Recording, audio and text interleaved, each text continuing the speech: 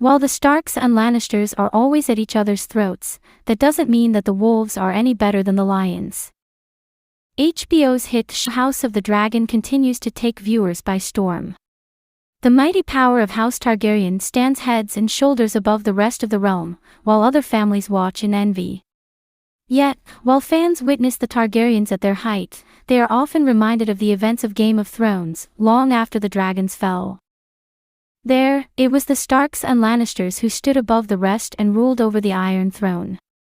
Although the two seem diametrically opposed at a glance, the wolves and the lions were actually remarkably similar. In fact, there are many quotes by members of House Stark that prove that they're just like the Lannisters. First we have, "Tell them the North remembers."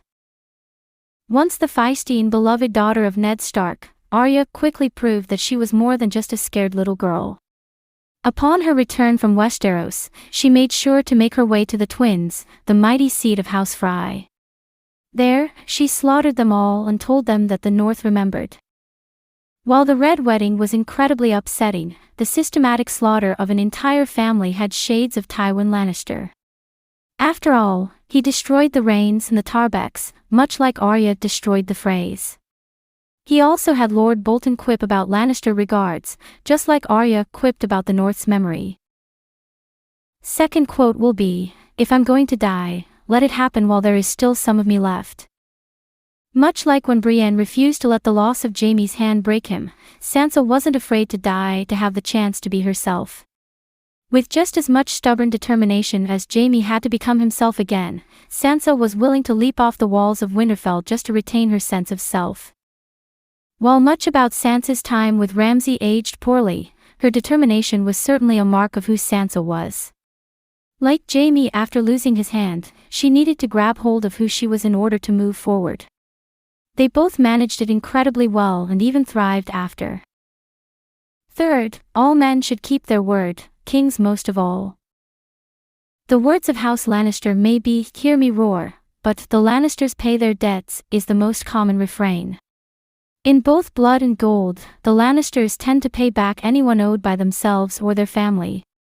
Robb Stark lived up to that mantra incredibly well. Happy to repay the Lannisters in kind for the death of Ned, he proved willing to pay them back in blood.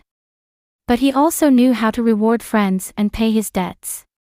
While he betrayed the Freys and died for it, he tried to make up for the mistake. It may not have been enough, but he certainly tried. Fourth, "You're going to die tomorrow, Lord Bolton. Sleep well." Sansa was certainly tormented by Ramsay Bolton, but that didn't mean that she didn't have the ability to bite back. While Ramsay may have surrounded himself with dogs, Sansa was a wolf. When she made a threat, she followed through with it and made sure it would intimidate her. Yet it was also a very Lannister move. Lannisters tend to make vague threats that are then followed through in the harshest way possible. Every threat to House Lannister is driven extinct, just like Sansa killed Lord Bolton and rendered his house a memory. Thanks for watching. Please don't forget to like this video and drop comments. And most importantly, don't forget to subscribe and hit the notification bell so you don't miss anything.